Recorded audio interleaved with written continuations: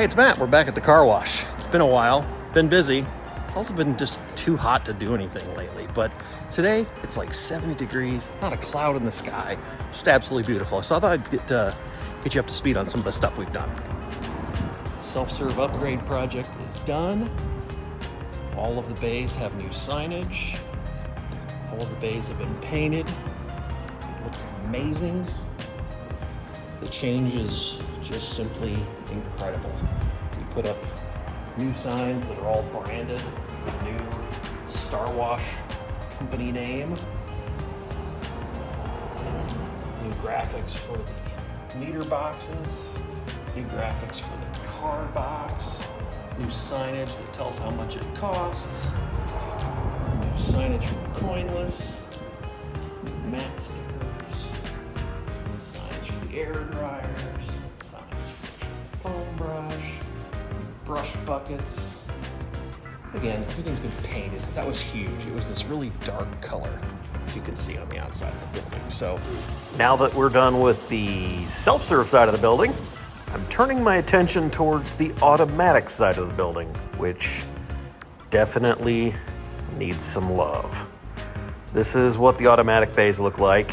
They're definitely showing their age. Old hydro spray systems, they still work great, but unfortunately the wash chemicals over the years have just eaten the metal and the support structure, and I'm getting a little concerned about the entire thing falling on a car.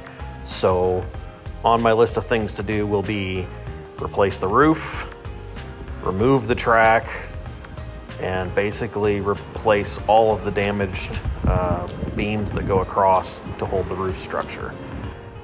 Who would think that corrosion could do something like this, but it absolutely has over the years. So much like most things when they get into their 30s or later, they're definitely starting to show their age, and the wash chemicals have just eaten the metal. So we're going to be replacing all that metal and replacing all the equipment. And it's going to be a big undertaking, but it's going to be awesome. At least I hope. I've purchased new wash equipment. Not new, but new to me. And this is one of the workhorse units. It's the DNS 5000 touchless system. And those are the two gantries there sitting on their tops right now. They'll be flipped up and put on arches and can roll over the car. And these are the pump stands for each one. So there's obviously not enough room in my current equipment room. So this storage bay will be converted into another equipment room. And that's where these pump stands will live. So it's going to be a big undertaking, and I'll bring you guys along when the work gets done. I'm really excited about it. You may have noticed this when we were showing you the self-serve bays, and unfortunately, Bay 2 has a pump problem. So this is what a cat pump should sound like when it's running a self-serve bay. Nice and smooth, nice rhythmic pumping sound, smooth gauges showing good pressure, really just humming right along without any problems.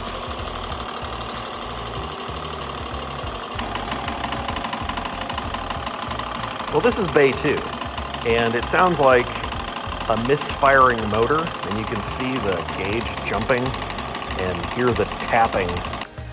So obviously it shouldn't be doing that knocking. So we're going to take the pump apart and see if we can figure out what's making it knock. It's also not pulling soap right, and it's just doesn't seem like it's pumping very well. So we should be able to figure this out pretty easily. Cat pumps are awesome. First of all, the sound you're hearing is not the pump that I'm taking apart. It's the one next to it for the customer that's actually washing their car. I start by taking off these 4 bolts. They're holding the front of the manifold on, and basically we remove the front of the pump to take a look inside.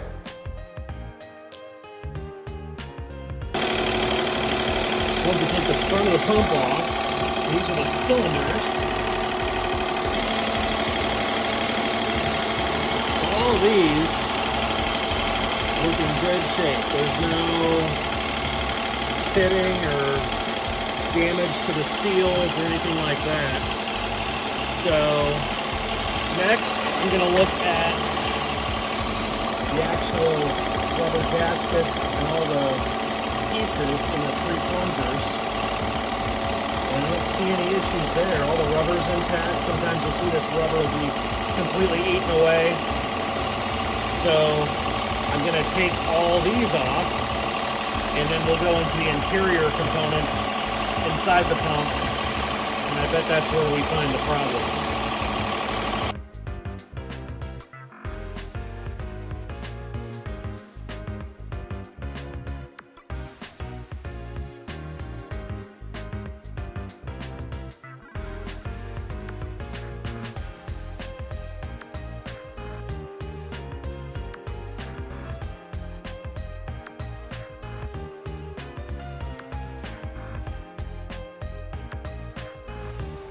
I always recommend putting everything in the order that you take it out so that you can get all the pieces put back in the right order. Because unlike some projects, you can't have extra parts when you're done with the pump or it just won't work. So these are all the parts stacked in the order that they go. Obviously I knocked over the middle one, but you can see the pin, the crown nut, and then all of the different fittings, and then the bolts that hold the front on. And so once we get that, we can pull this part off. You can see into the inner workings of the pump. And this is, I bet, where we're going to find the problem. It's down inside these. So when you take these off,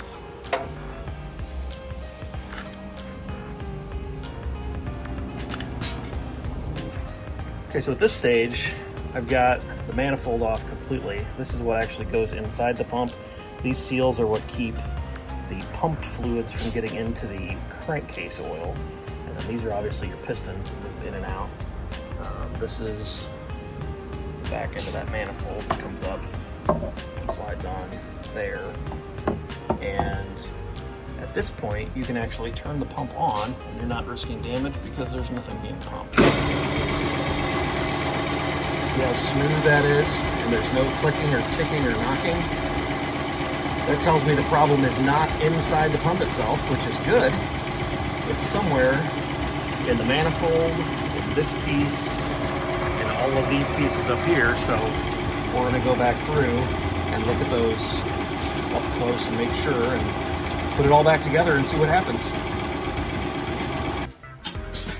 These parts look kind of old and kind of beat up, so I went through my giant box of random parts and pieces and found some new ones. So we're going to replace those and see what else I can find to replace. Might as well rebuild what I can out of this pump while I have it open.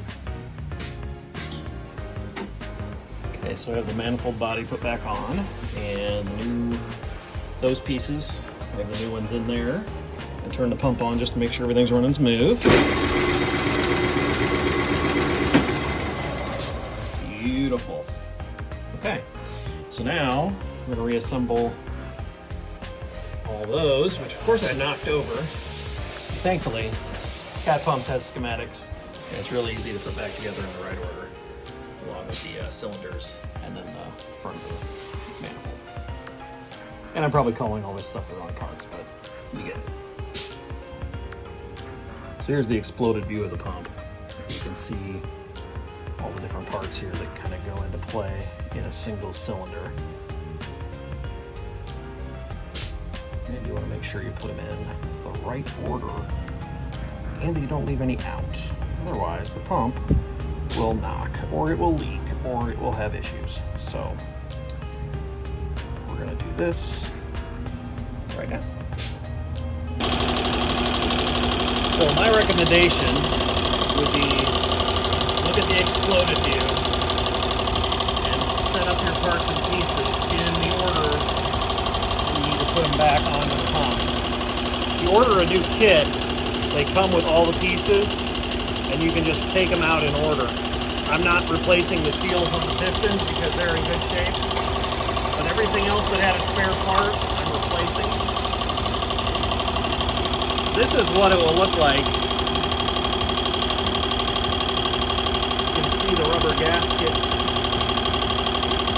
is gone on that. They should be completely intact like this.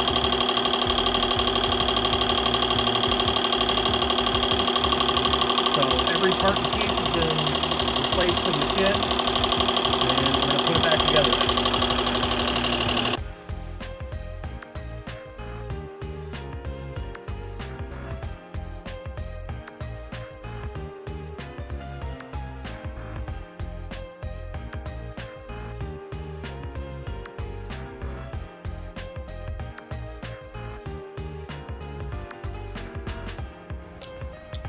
Okay, so I have all three put back together. And you can see these rubber pieces will be loose, even though these are completely torqued down and tightened, and the cotter pins are on and everything is tight. Those will be still loose, so don't freak out if you take it apart and you're like, oh my god, what do I do? So, last thing I do before I put things back together, just put a little drop of oil on each one of these.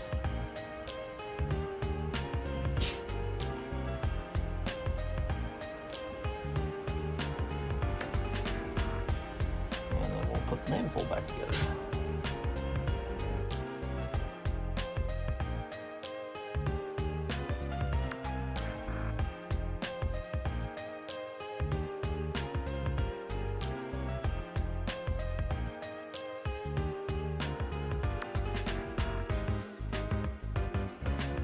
Okay, so we have everything loosely reassembled with no extra parts, which is a huge bonus whenever we're doing a project like this. I'm gonna tighten these bolts down that hold the manifold together, and you're gonna do that the same way that you do lug nuts on a car. You're gonna start with one, and then go to the opposite corner and tighten as you go. So start on this one.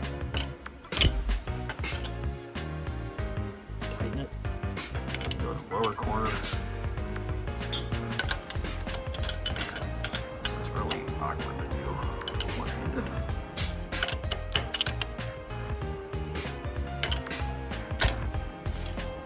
Over here, and this one.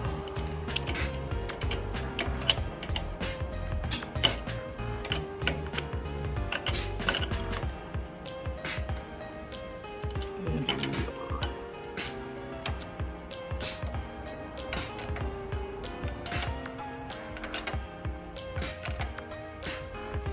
Okay, now the moment of truth. Turn the water back on and see if it pumps without a huge knock. So I come out to the bay, turn it to high pressure soap. That'll help pull the soap into the pump to reprime it. And then take, use a tennis ball or other thing. I'll just push that in there like that so that it's pulling high pressure and not just working the unloader. Test the pump. Okay, moment of truth.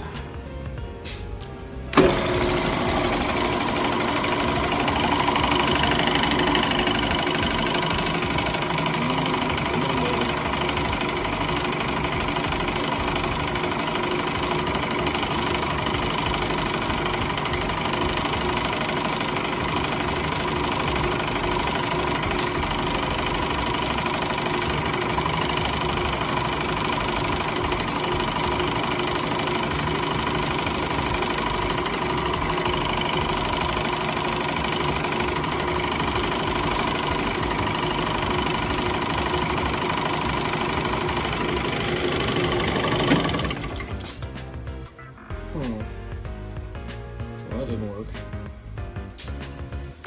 Okay, so I took the pump apart, and obviously I got the order wrong here, because these are jammed on now rather than loose. So yeah, I'm going to take this apart and put it all back together again. I apparently messed something up here. I think I got, this is supposed to be over here maybe.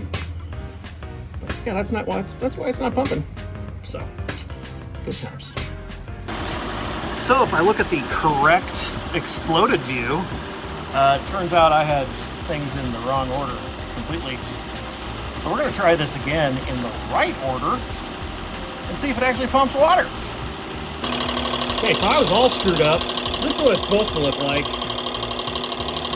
We had parts out of order all over the place, so note to yourself, make sure you're looking at the correct exploded view.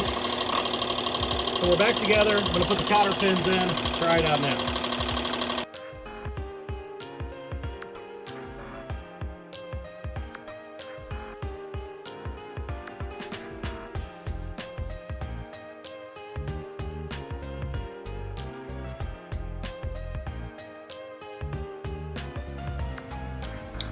Okay, all back together for the second time.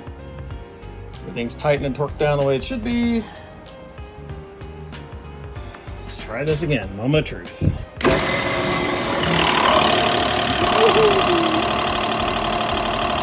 at that. Beautiful.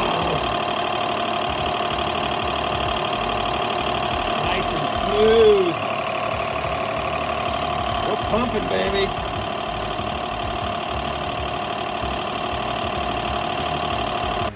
So that's how to rebuild a pump. And then take it apart and rebuild it again because you didn't look at the right instruction guide. So, hope this has been enjoyable. Up next, we'll be replacing some automatic units. That should get fun. See you then.